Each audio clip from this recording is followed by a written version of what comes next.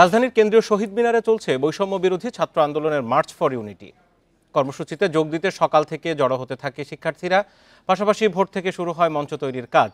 ঢাকা বিশ্ববিদ্যালয় ক্যাম্পাস থেকে ছোট ছোট মিছিল নিয়ে আসছে বৈষম্য বিরোধী ছাত্র আন্দোলনের বিভিন্ন ইউনিট। গণজমায়েতে অংশ নিতে সোমবার রাতেই ঢাকার উদ্দেশ্যে রওনা দেন তারা। তাদের আশা, ফ্যাসিবাদ বিরোধী শপথে সারা দেশের মানুষ এক হওয়ার শপথ নেবে।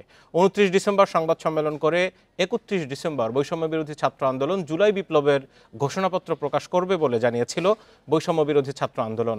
পরে জুলাই বিপ্লবের ঘোষণাপত্র প্রকাশ না করার সিদ্ধান্ত নিলেও বিকেল 3টায় মার্চ ফর ইউনিটির ঘোষণা দেয় তারা।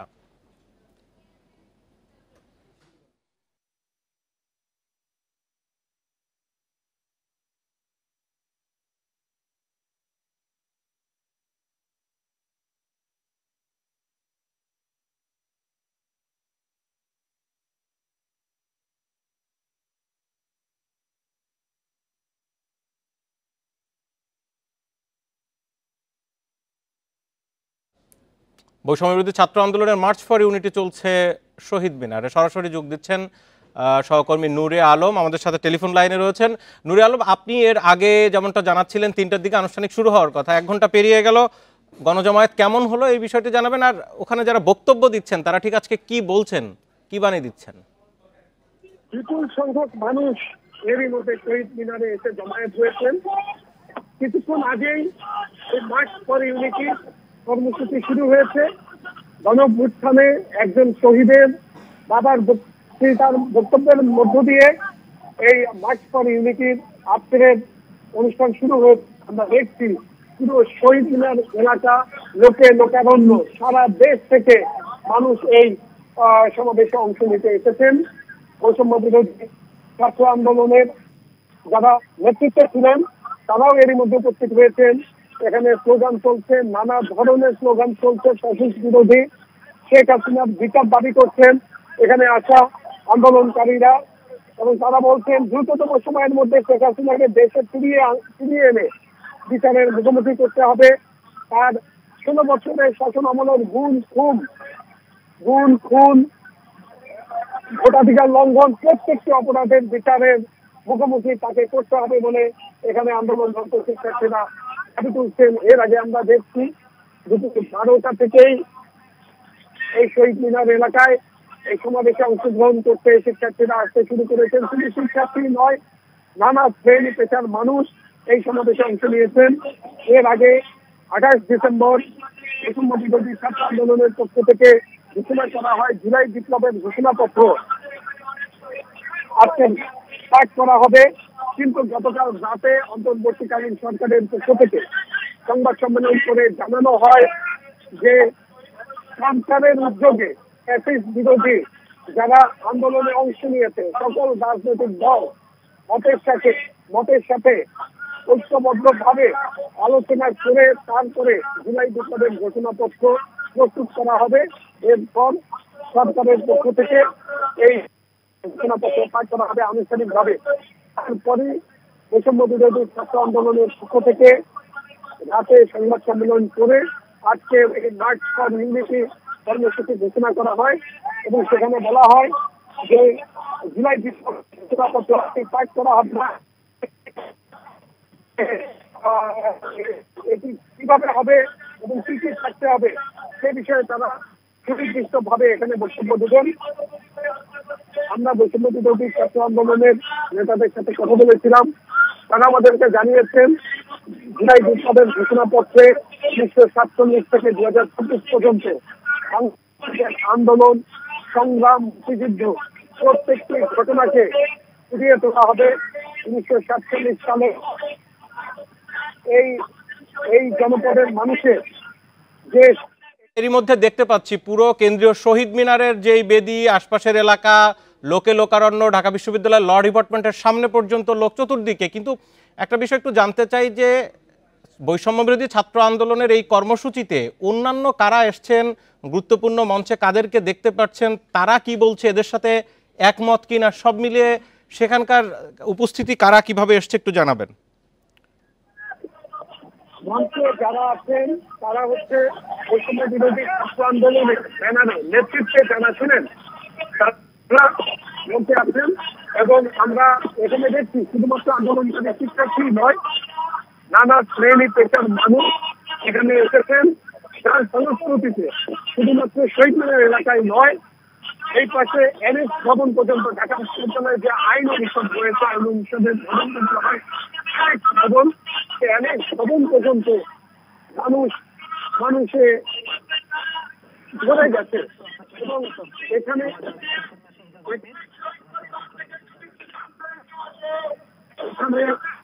যারা রয়েছে স্বজনরা রয়েছেন, বৈষম্য বিরোধী ছাত্র আন্দোলনের ব্যানারে গণঅভ্যুত্থানে যারা নিহত হয়েছে তাদের স্বজনরা এখানে রয়েছেন। তারা এখানে যেটি বলছেন যে বাংলাদেশ গড়ে তোলার জন্য তাদের সন্তান, ভাই, বোন প্রাণ দিয়েছেন, আগামীতে যাতে সেই দেশ গড়ে তোলা সম্ভব হয় সেই প্রত্যাশা তারা ব্যক্ত করছেন। আর আরেকটা বিষয় তারা ফুটিয়ে তুলেছেন এবং তারা দাবি জানাচ্ছেন যে গণ হত্যার সাথে যারা জড়িত তাদের দ্রুত বিচার করতে হবে। আমাদের সাথে এখন সহকর্মী রহমান, আমি সরাসরি যাবো তার কাছে।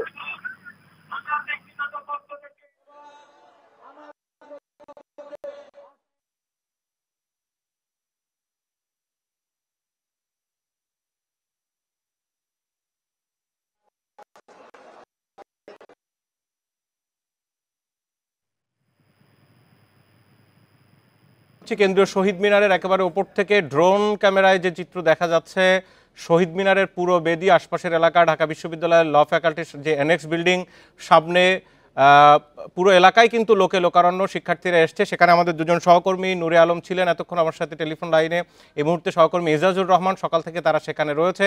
ঢাকা বিশ্ববিদ্যালয়, জাহাঙ্গীরনগর, জগন্নাথ, ঢাকার 7 কলেজ সহ বিভিন্ন দিক থেকে, ঢাকার বাইরে চট্টগ্রাম, খুলনা, রাজশাহী, রংপুর, বিভিন্ন জায়গা থেকে শিক্ষার্থীরা তারা এসেছে এই সমাবেশে যোগ দেওয়ার জন্য, এই মার্চ ফর ইউনিটিতে।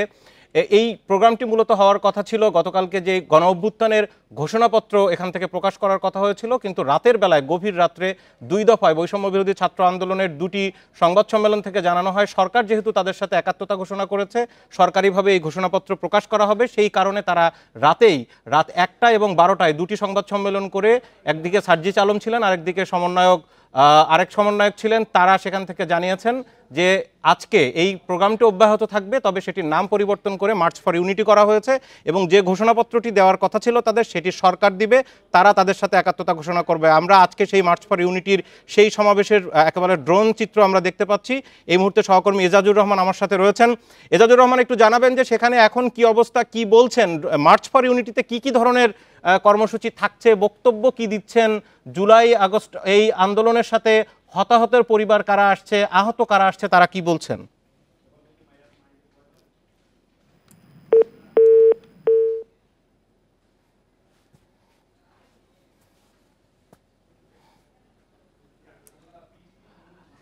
আমাদের সাথে সহকর্মী নূরে আলম ছিলেন এবং এজাজুর রহমান কিছুক্ষণের মধ্যে আবারও যুক্ত হবেন। আমরা যে চিত্র দেখতে পাচ্ছি একেবারে ঢাকা মেডিকেল কলেজের এলাকা থেকে এই পাশটি কিন্তু পুরোটাই লোকে লোকারণ্য এবং সেখানে কিছুক্ষণ আগে আমরা যতটুকু খোঁজ পাচ্ছিলাম এবং আমাদের সহকর্মীরা জানাচ্ছিলেন, সেখানে বৈষম্য বিরোধী ছাত্র আন্দোলনের যারা বিভিন্ন জায়গায় সমন্বয়কের দায়িত্ব পালন করেছেন এবং যারা আহত হয়েছেন তারা সবাই কিন্তু সেখানে জড়ো হয়েছেন। তাদের মূল বক্তব্য এখন পর্যন্ত বিগত সরকার অর্থাৎ পতিত সরকারের বিচার নিশ্চিত করা এবং আন্তর্জাতিক অপরাধ ট্রাইব্যুনালে যাদের বিরুদ্ধে এখন পর্যন্ত গণহত্যা ও মানবতা বিরোধী অপরাধের অভিযোগ দায়ের করা হয়েছে, মামলাও হয়েছে, বিচার শুরু হয়েছে, গ্রেপ্তারি পরোয়ানা রয়েছে, তাদের বিচার নিশ্চিত করা এবং সেটি অতি দ্রুতই করা। একই সাথে সংবিধান সংস্কার সহ বিভিন্ন যে কমিশনগুলো করা হয়েছে, সংবিধান সংস্কার কমিশন, নির্বাচন কমিশন, দুদক সংস্কার কমিশন, এই যে সংস্কার কমিশনগুলো, সেই কমিশনের প্রস্তাব অনুযায়ী দ্রুত সংস্কার করা। তবে আজকের এই সমাবেশে কোনো রাজনৈতিক দল সরাসরি এখন পর্যন্ত অংশগ্রহণ করা বা একাত্মতা ঘোষণা করার মতো সেইভাবে কোনো ধরনের খবর আমরা পাইনি, কিন্তু যতটুকু খবর পাওয়া যাচ্ছে সব ছাত্র সংগঠনের বিভিন্ন নেতাকর্মীরা কিন্তু সেখানে রয়েছে, কিন্তু পরিচিত কারা এই মুহূর্তে রয়েছে আমরা কিছুক্ষণের মধ্যে আমাদের সহকর্মীরা সেখানে রয়েছেন, তাদের মাধ্যমে আমরা জানতে পারবো। গতকাল রাত থেকেই যখন এই সমাবেশ আজকে কি হচ্ছে এই সমাবেশ, আসলে মার্চ ফর ইউনিটিতে কি কি ধরনের বক্তব্য আসবে বা কি করা হবে সেটি নিয়ে যখন সংবাদ সম্মেলন চলছিল তারপর থেকে এক ধরনের ধোঁয়াশা তৈরি হয়েছিল, কিন্তু মাঝরাত থেকে একেবারে স্পষ্ট করে দেন সমন্বয়ক সার্জিস আলম, সেখানে নাগরিক কমিটির নেতা যারা রয়েছেন হাসনাত আবদুল্লাহ, তারা তাদের ফেসবুক অ্যাকাউন্টে বারবার করে তারা নিশ্চিত করেছেন এই প্রোগ্রামটি হচ্ছে, তবে সেখানে ঘোষণাপত্র ঘোষণা করা হবে না। তারা মার্চ ফর ইউনিটি অর্থাৎ সরকারের সাথে একাত্মতা ঘোষণা করা হবে, ফ্যাসিবাদের বিরুদ্ধে যে শক্তি সেটির তারা একটি ইউনিটি তারা সেখান থেকে দেখাতে চান। এই মুহূর্তে সরাসরি আমার সাথে একেবারে শহীদ মিনার থেকে আমার সাথে সরাসরি টেলিফোন লাইনে যুক্ত হয়েছেন আমাদের সহকর্মী এজাজুর রহমান। আমরা যাব তার কাছে। এজাজ, এই মুহূর্তে সেখানকার কি চিত্র একটু জানাবেন? আমরা ড্রোন চিত্রে দেখতে পাচ্ছি প্রচুর মানুষ সেখানে জড়ো হয়েছে, শিক্ষার্থীরা সেখানে আছে, বলবেন। যেহেতু পূর্ব ঘোষণা অনুযায়ী আজকে ঘোষণাপত্র পাঠ করার কথা ছিল, কিন্তু গত রাতেই সিদ্ধান্ত পরিবর্তন হয়। সেই অনুযায়ী মার্চ ফর ইউনিটির ব্যানারে আজকে এখানে ছাত্র জনতা থেকে শুরু করে অপর জনসাধারণ, বিভিন্ন শ্রেণী পেশার মানুষ তারা এসে জড়ো হয়েছে। এবং আমরা ধারণা করছিলাম যে হয়তোবা 5 আগস্টে যেভাবে সাধারণ মানুষের গণজোয়ার তৈরি হয়েছিল, যে গণ অভ্যুত্থানের মধ্য দিয়ে শেখ হাসিনা পতন হয়েছিল, সেরকমটা হয়তো হবে না, কিন্তু ততটা না হলেও আমরা পুরো ঢাকা বিশ্ববিদ্যালয় এবং এর আশেপাশের যতগুলো এরিয়া বা সড়ক রয়েছে প্রত্যেকটা জায়গায় আমরা দেখতে পাচ্ছি লোকে লোকারণ্য বলা যায়। ঢাকা বিশ্ববিদ্যালয়ে এই মুহূর্তে মানুষের জনসমুদ্র বলা যায় কিছুটা, এবং এই জনসমুদ্রের মধ্য দিয়ে আমি এখানে দুপুরের আগে থেকেই যেহেতু এই এলাকায় রয়েছি দেখতে পাচ্ছি যে আনুষ্ঠানিকভাবে 3টায় প্রোগ্রাম শুরু হওয়ার কথা থাকলেও তার আগে থেকে অর্থাৎ সকাল থেকে এখানে এসে জড়ো হতে থাকেন। এবং গতকালকে যেহেতু একটি প্রোগ্রাম হবে কি হবে না এরকম একটা ধরনের সন্দেহ ছিল, কিন্তু তারপরে মধ্যরাতে ঘোষণা আসার আগে থেকেই কিন্তু বিভিন্ন জেলা থেকে অর্থাৎ দূরবর্তী জেলার মানুষজন রওনা দিয়ে দেয় এবং তারা ঢাকা বিশ্ববিদ্যালয়ে এসে অবস্থান করে। এবং আমি কিছুক্ষণ আগেও দেখলাম যে দূরবর্তী একটি জেলা লালমনিরহাট থেকে তারা বৈষম্য বিরোধী ছাত্র আন্দোলনের ব্যানারে এসে তারা জড়ো হয়েছেন। এবং একই সঙ্গে সুদূর যে লালমনিরহাট, বগুড়া, কুড়িগ্রাম থেকে শুরু করে এদিকে কুমিল্লা, কক্সবাজার, চট্টগ্রাম, এদিকে সিলেট, মৌলভীবাজার, দক্ষিণবঙ্গের বিভিন্ন জেলা, শরীয়তপুর, মাদারীপুর, রাজবাড়ী থেকে শুরু করে টাঙ্গাইল, মধ্যাঞ্চল, ময়মনসিংহ, বিভিন্ন জেলা থেকে কিন্তু আজকে এখানে এসে জড়ো হয়েছেন সাধারণ শিক্ষার্থী থেকে শুরু করে ছাত্র জনতা, অন্যান্য শ্রেণী পেশার মানুষ প্রত্যেককেই দেখতে পাচ্ছি। এবং এই শিক্ষার্থীদের মধ্যে কোনো বিভাজন নেই। বিশেষ করে বলা যায় যে বিশ্ববিদ্যালয়ের শিক্ষার্থী যেমন রয়েছে তেমনি কিন্তু স্কুল কলেজ থেকে শুরু করে মাদ্রাসার শিক্ষার্থীরাও রয়েছে, এবং মাদ্রাসার শিক্ষার্থীদের মধ্যে আলিয়া বা কওমি কোনো বিভাজন নেই। সবাই কিন্তু এক বাক্যে এক জায়গায় অপমর জনসাধারণের যে স্রোত সেটি কেন্দ্রীয় শহীদ মিনারে এসে মিলিত হয়েছে। এবং এর মধ্য দিয়ে আমি অনেককে জিজ্ঞাসা করেছি যে তারা আসলে কি ধরনের বার্তা দিতে চায় বা সমন্বয়ক যারা রয়েছে তারা কি বলতে চায়, কি ধরনের বার্তা নিয়ে তারা এলাকায় ফিরতে চায়। তারা বলছে যে 5 আগস্টের পরে যে ধরনের বিভাজনের রেখা তৈরি করা হয়েছিল এবং ফ্যাসিস্টদের দোসর যে তৈরি করার চেষ্টা করা হচ্ছিল, বিভাজনটা তারা মুছে ফেলতে চায় এবং এক বাক্যে এক জায়গায় এসে একটা মিলিত মোহনায় এসে তারা চায়। এবং সেই মোহনার যে জনস্রোতটা, তাদের যে জাতীয় চেতনা, সেই চেতনাটা এক জায়গায় সমুন্নত রাখতে চায়। সেটি হচ্ছে একটা গণতান্ত্রিক সুস্থ বাংলাদেশ তারা দেখতে চায়, যেখানে স্বৈরাচার হবে না, যেখানে ভূমিকম্প হবে না, সাধারণ মানুষের সাথে বসবাস করতে পারে। অর্থাৎ স্বপ্নের এক বাংলাদেশ, যে বাংলাদেশের আকাঙ্ক্ষা প্রত্যেক নাগরিকের মনে সুস্থ থাকে বা তার মনে প্রত্যেকেই একটা বাংলাদেশ চায়। এবং 5 আগস্টের পরে এজাজুর রহমান, আপনাকে অনেক ধন্যবাদ। আমরা দেখছিলাম এবং সেখানকার চিত্র আপনি যা জানাচ্ছিলেন চিত্র একই দেখছি। আপনাকে অনেক ধন্যবাদ। আমরা সরাসরি এতক্ষণ ছিলাম কেন্দ্রীয় শহীদ মিনারে, সেখানে মার্চ ফর ইউনিটি যেই সমন্বয়কদের অর্থাৎ বৈষম্যবিরোধী ছাত্র আন্দোলনের যেই অনুষ্ঠান সেটি চলছে। মিয়ানমার সীমান্ত পুরোপুরি সুরক্ষিত বাংলাদেশের নিয়ন্ত্রণে। সীমান্তে শান্তি রক্ষা ও সেন্ট মার্টিনে নিরাপদ যাতায়াত নিশ্চিতে মিয়ানমার সরকার ও আরাকান আর্মি দুই পক্ষের সাথেই যোগাযোগ চলছে, জানিয়েছেন স্বরাষ্ট্র উপদেষ্টা অবসরপ্রাপ্ত লেফটেন্যান্ট জেনারেল জাহাঙ্গীর আলম চৌধুরী। বেলা 11টার দিকে চট্টগ্রামের সাতকানিয়ায় বিজিবির 102তম ব্যাচ রিক্রুট মৌলিক প্রশিক্ষণের সমাপনী কুচকাওয়াজ শেষে সাংবাদিকদের প্রশ্নের জবাবে এই কথা জানান স্বরাষ্ট্র উপদেষ্টা। বলেন, ভারত হুঙ্কার দিলে বাংলাদেশও পাল্টা হুঙ্কার দিতে প্রস্তুত। পুলিশ বিজিবির জনবল বৃদ্ধি ও আধুনিকায়নে সরকার কাজ করছে বলেও জানান উপদেষ্টা। এ সময় অপপ্রচার বন্ধে গণমাধ্যমকে দেশের প্রকৃত পরিস্থিতি তুলে ধরতে আরও সোচ্চার হওয়ার আহ্বান জানান স্বরাষ্ট্র উপদেষ্টা। বর্ডার সম্পূর্ণ আমাদের নিয়ন্ত্রণ।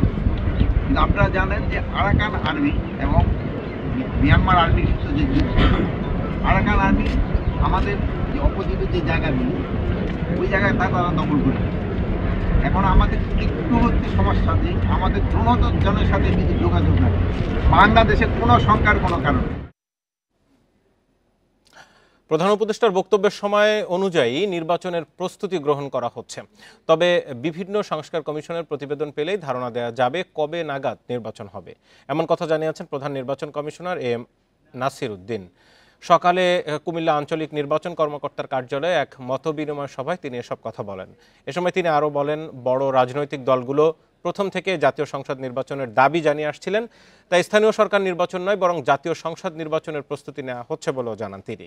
মার্চের 2 তারিখের মধ্যে ভোটার তালিকা হালনাগাদকরণের জন্য নির্দেশনা দেওয়া হয়েছে বলেও তথ্য দেন সিইসি।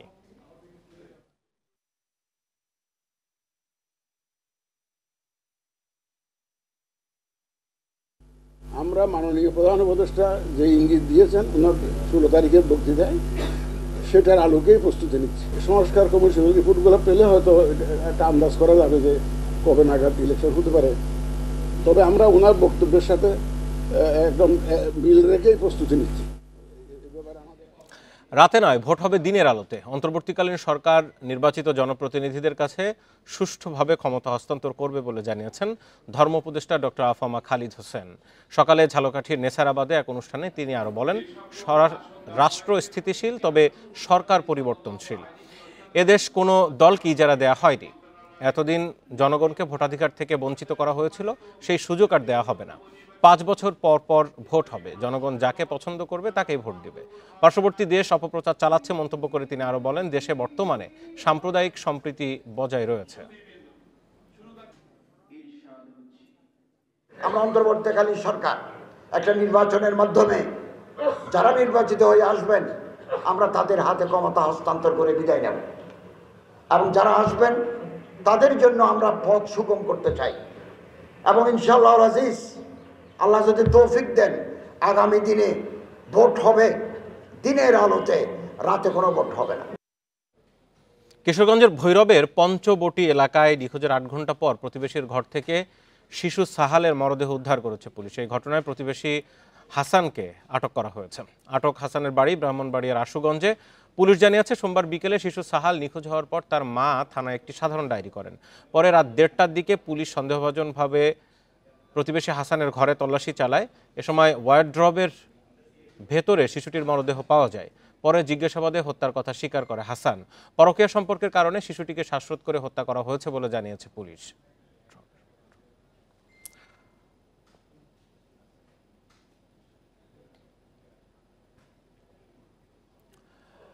এ বিষয়ে আরও কথা বলবো। এই মুহূর্তে কিশোরগঞ্জ থেকে আমার সাথে সরাসরি যুক্ত আছেন সহকর্মী শাহজাহান সাজু। সাজু, খুবই অস্বাভাবিক ঘটনা, প্রতিবেশীর ওয়ার্ড্রবের ভেতরে শিশুর মরদেহ পরকীয়ার জেরে হত্যা করা হয়েছে। মানে ঘটনাটা আসলে কিভাবে কি করে? দেখুন, এই ঘটনাটা আমি যদি একটু বলি, আমরা যারা সংবাদ মাধ্যম কর্মীরা রয়েছি, আমরা প্রতিবেশী, স্বজন এবং পুলিশ, এই 3 দিকের যে তথ্যটা মূলত পেয়েছি, এই তথ্যে এই যে প্রতিবেশী হাসান মিয়া, তার বাড়ি ব্রাহ্মণবাড়িয়ার আশুগঞ্জ, একেবারে পার্শ্ববর্তী ভৈরবের, তিনি ওই বাড়িতে ভাড়া থাকেন, পাশাপাশি ওই মালিকের অনেকটা কেয়ারটেকারের মতো কাজ করেন, এবং তিনি মানে দিন মজুর। একটা রুমে তিনি ব্যাচেলরই থাকেন। আর পাশাপাশি ওই যে শিশুটাকে হত্যা করা হয়েছে, এই শিশুর মা এই শিশুটাকে নিয়ে পাশাপাশি আরেকটা ঘরে ওই বাড়িতেই থাকেন, এবং এই শিশুর যে বাবা তিনি কাতার প্রবাসী, তিনি কাতারে থাকেন। আমরা যে তথ্যগুলি পেয়েছি, তথ্যগুলি থেকে আসলে অনেকটা পরকীয়া, এবং এটা একতরফা পরকীয়া। ওই যে হাসান মিয়া, তিনি ওই প্রতিবেশীর যে স্ত্রী, নিহতের যে মা, তাকে প্রায় উত্ত্যক্ত করতেন, পরকীয়া করার জন্য প্রস্তাব দিতেন এবং তাকে বিয়ে করবেন, এরকমও একটা কথা শোনা যায়। সব মিলে আমি যদি আপনাকে বলি যে এটা আসলে একতরফা একটা পরকীয়ার প্রস্তাব প্রত্যাখ্যান করাতে তিনি আসলে রাগের বশীভূত হয়ে মানে এই হত্যাকাণ্ডটা ঘটিয়েছেন। এবং গতকাল বিকালে এই শিশুটা প্রথম নিখোঁজ হয়, পরে রাতে থানায় গিয়ে সাধারণ ডায়েরি করেন। এর আগে অনেক খোঁজাখুঁজি করেছেন। শিশুর মা কিন্তু মাইকিং করেও মানে জানিয়েছেন একদম আশেপাশের এলাকায় যে আমার ছেলেটা নিখোঁজ রয়েছে। পরে পুলিশ আসলে প্রথমে এই সাধারণ ডায়েরি হত্যার বর্ণনা দিয়েছে হাসান মিয়া, তিনি তখন সেখানে উপস্থিত ছিলেন। হত্যার বর্ণনা দিয়েছে কিনা সে? ছিলেন এবং তার কথাবার্তা একটু সন্দেহ হয়। আচ্ছা, সে হত্যার বর্ণনা দিয়েছে এবং আমি যদি আপনাকে বলি যে পুলিশ প্রাথমিকভাবে তাকে জিজ্ঞাসাবাদ করার পরে তিনি তাকে হত্যা করেছেন সে কথা বলেছেন, কিন্তু এটা আসলে ওই যে পরকীয়ার জেরে বা পরকীয়া প্রত্যাখ্যান করা যে হত্যাটা করেছেন এটা এখনো তিনি বলেননি, জিজ্ঞাসাবাদ চলছে এবং তিনি তাকে আদালতে সোপর্দ করা হবে। কিশোরগঞ্জ থেকে আমাদের সাথে সরাসরি যুক্ত হয়েছিলেন শাহজাহান সাজু। হবিগঞ্জের বাহুবলে গ্যাস লাইনের কাজ করতে গিয়ে বিস্ফোরণে প্রকৌশলী সহ 4 জন নিহত, 1 জন আহত হয়েছেন। সকালে উপজেলার ডুবাও ওই এলাকায় আকিজ গ্রুপের নির্মাণাধীন একটি প্রকল্পে এই দুর্ঘটনা ঘটে। নিহতরা হলেন মিজান গাজী, মাহফুজ মিয়া, মোহাম্মদ ফয়সাল ও প্রকৌশলী রিয়াজ উদ্দিন, সবাই চাঁদপুরের বাসিন্দা। পুলিশ জানায় শিল্প প্রতিষ্ঠানের গ্যাস লাইনে কাজ করছিলেন ঠিকাদারের লোকজন। এ সময় হঠাৎ বিস্ফোরণ ঘটে, এতে দগ্ধ হয়ে ঘটনাস্থলেই মিজান গাজী ও মাহফুজ মিয়ার মৃত্যু হয়। আশঙ্কাজনক 3 জনকে উদ্ধার করে হাসপাতালে নেয়ার পথে আকিজ গ্রুপের প্রকৌশলী রিয়াজ ও শ্রমিক ফয়সালের মৃত্যু হয়। আহত 1 জনকে সিলেট ওসমানী মেডিকেল কলেজ হাসপাতালে ভর্তি করা হয়েছে।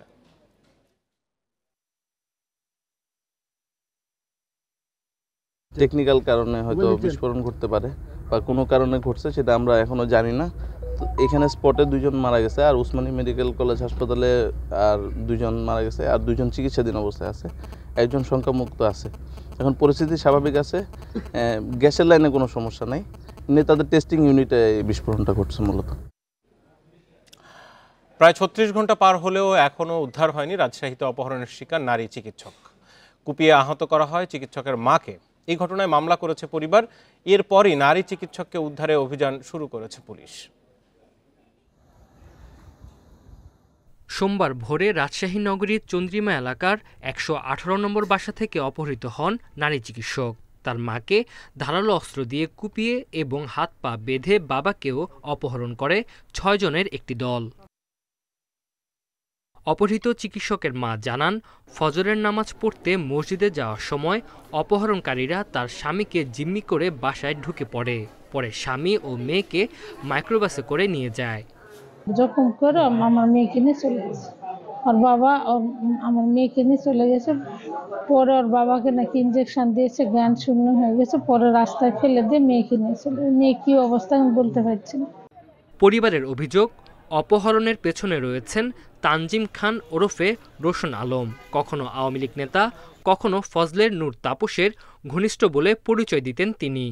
নারী চিকিৎসককে স্ত্রী বলেও দাবি করতেন তানজিম।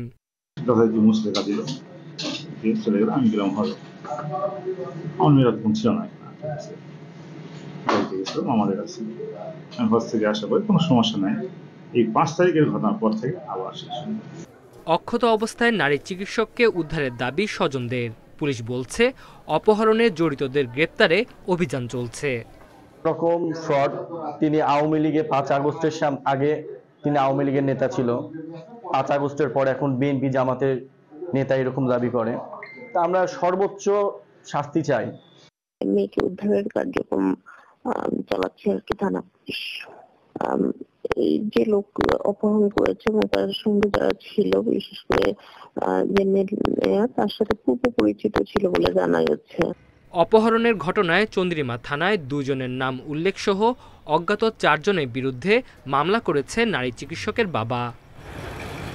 Independent news.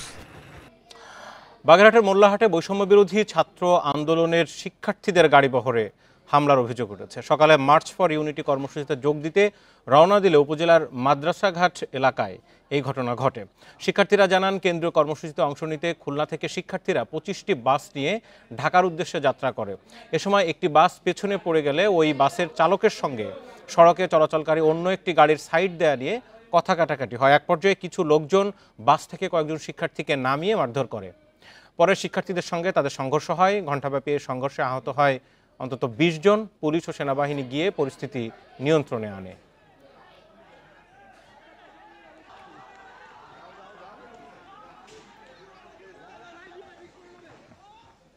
চাঁদপুরের মেঘনায় জাহাজে 7 হত্যাকাণ্ডে জড়িত থাকার বিষয়ে স্বীকারোক্তিমূলক জবানবন্দি দিয়েছে গ্রেপ্তার আকাশ মণ্ডল ওরফে ইরফান। এর আগে দুপুরে জেলা জুডিশিয়াল ম্যাজিস্ট্রেট আদালতে হাজির করা হয় তাকে। রাষ্ট্রপক্ষের আইনজীবী কোহিনুর বেগম জানিয়েছেন, 7 খুনের মাস্টারমাইন্ড আকাশ মণ্ডল। আদালতে দেওয়া স্বীকারোক্তিতে তার কাছে গুরুত্বপূর্ণ অনেক তথ্য পাওয়া গেছে। তার একার পক্ষে এই হত্যাকাণ্ড সম্ভব নয়, যা তদন্ত করছে আইনশৃঙ্খলা বাহিনী। এর আগে র্যাব ইরফানকে বাগেরহাট থেকে গ্রেপ্তার করে নৌ পুলিশের কাছে হস্তান্তর করে, পরে তাকে আদালতে হাজিরের পর শুনানি শেষে 7 দিনের রিমান্ড মঞ্জুর করে আদালত। এছাড়া গত মঙ্গলবার 7 খুনের ঘটনায় জাহাজের মালিক মাহবুব মোর্শেদ বাদী হয়ে হত্যা মামলা করেন। এই ঘটনায় আহত জুয়েল এখনও চিকিৎসাধীন।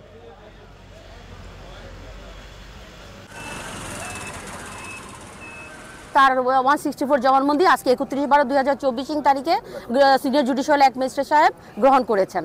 একজনের পক্ষে 7 জন লোককে মার্ডার করা কোনোভাবেই পসিবল না। তো সেগুলো তার 164 প্রয়োজন 164 হওয়ার পরে আবার তাকে রিমান্ডের প্রেয়ার আসতে পারে। নড়াইলে একটি মানহানির মামলায় বিএনপির ভারপ্রাপ্ত চেয়ারম্যান তারেক রহমানকে খালাস দিয়েছে আদালত।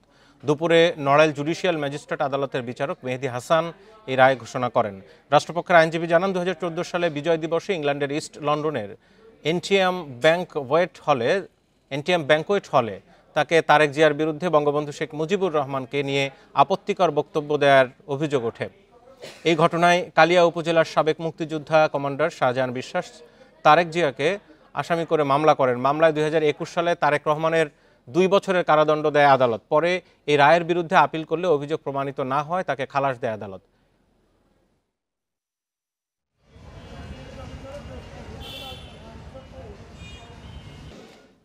পটুয়াখালীর কলাপাড়ায় খাবারের সাথে চেতনানাশক খাইয়ে স্বর্ণালংকার ও টাকা লুটের অভিযোগ পাওয়া গেছে।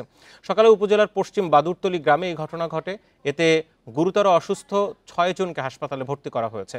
পুলিশ জানিয়েছে, গত রাতে আব্বাস হাওলাদারের পরিবারের 6 সদস্য খাবার খেয়ে ঘুমিয়ে পড়েন।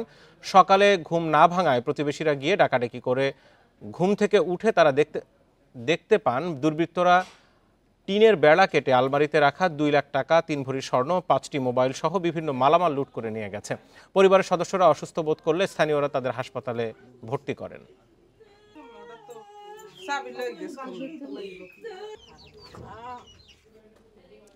অতিরিক্ত কাঠবোঝাই ট্রাকের কারণে খাগড়াছড়িতে বেইলি সেতুর পাটাতন দেবে যায় যান চলাচল বন্ধ হয়ে গেছে। সকালে খাগড়াছড়ির দিঘিনালা লংদু সড়কের চৌমোহনী এলাকায় এই ঘটনা ঘটে। দিঘিনালা থানার ভারপ্রাপ্ত কর্মকর্তা জাকারিয়া জানান, বলখালী ছড়ার উপর ঝুঁকিপূর্ণ বেইলি সেতুটির উপর অতিরিক্ত কাঠবোঝাই ট্রাক উঠলে সেতুর পাটাতন দেবে ট্রাকটি আটকে যায়। এ সময় কোনো হতাহত না হলেও সড়কটি সরু হওয়ার কারণে মোটরসাইকেল সহ সব ধরনের যানবাহন চলাচল বন্ধ হয়ে যায়। বিকল্প পথে ছোট যানবাহন চলাচল করলেও বন্ধ রয়েছে ভারী যান চলাচল।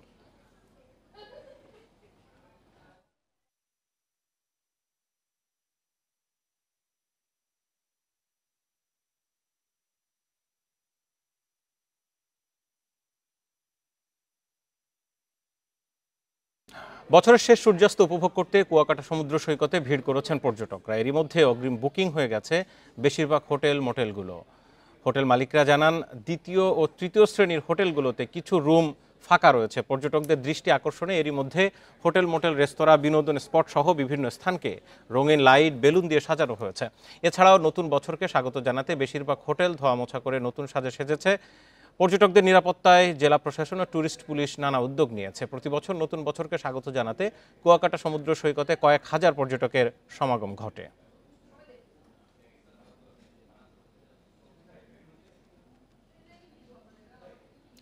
সাবেক প্রধানমন্ত্রী বেগম খালেদা জিয়ার রোগ মুক্তির দোয়া ও এতিমখানা ও মাদ্রাসার শিক্ষার্থীদের মাঝে কম্বল বিতরণ করা হয়েছে। সকালে ভোলার বোরহানউদ্দিন উপজেলার দেউলিয়া সাঁচরা ইউনিয়নে শীতবস্ত্র বিতরণ অনুষ্ঠানে সহকারী attorney general ABM Ibrahim Khalil বলেন, গ্রামাঞ্চলের বিভিন্ন মাদ্রাসার দরিদ্র শিশুদের মাঝে 1000 কম্বল বিতরণ করা হয়েছে। এ সময় সাবেক প্রধানমন্ত্রী ও বিএনপি নেত্রী বেগম খালেদা জিয়ার সুস্থতা কামনায় দোয়া করা হয়। আমি দেশনেত্রী বেগম খালেদা জিয়ার সুস্থতা, দেশনায়ক তারেক রহমানের পক্ষে এবং আমাদের যে সাবেক সংসদ আল্লাহ হাফিজ সাহেবের নির্দেশে আমার ব্যক্তিগত উদ্যোগে আমার আজকের এই কার্যক্রম, আমার কার্যক্রমের মেইন থিম যেটা আর কি, আমি আমার এই বাচ্চাদের দোয়া নিয়ে আমি বেঁচে থাকতে চাই। এসো দেশ বদলায় পৃথিবী বদলায়, এই প্রতিপাদ্যকে সামনে রেখে নতুন বাংলাদেশ গড়ার প্রত্যয়ে লক্ষ্মীপুরে শুরু হয়েছে তারুণ্যের উৎসব। এই উপলক্ষে সকালে জেলা প্রশাসক কার্যালয়ের সামনে থেকে র্যালি বের করা হয়। এর নেতৃত্ব দেন জেলা প্রশাসক রাজীব কুমার সরকার। পরে র্যালিটি শহরের বিভিন্ন সড়ক ঘুরে জেলা প্রশাসক কার্যালয়ের সামনে গিয়ে শেষ হয়। এ সময় জেলা প্রশাসক বলেন, আগামীর তারুণ্য নির্ভর নতুন বাংলাদেশ নির্মাণে কাজ শুরু হয়েছে। তরুণদের হাত ধরে নতুন বাংলাদেশ গড়ে উঠবে। র্যালিতে সরকারি কর্মকর্তা সহ বিভিন্ন স্কুলের শিক্ষক শিক্ষার্থীরা অংশ নেন।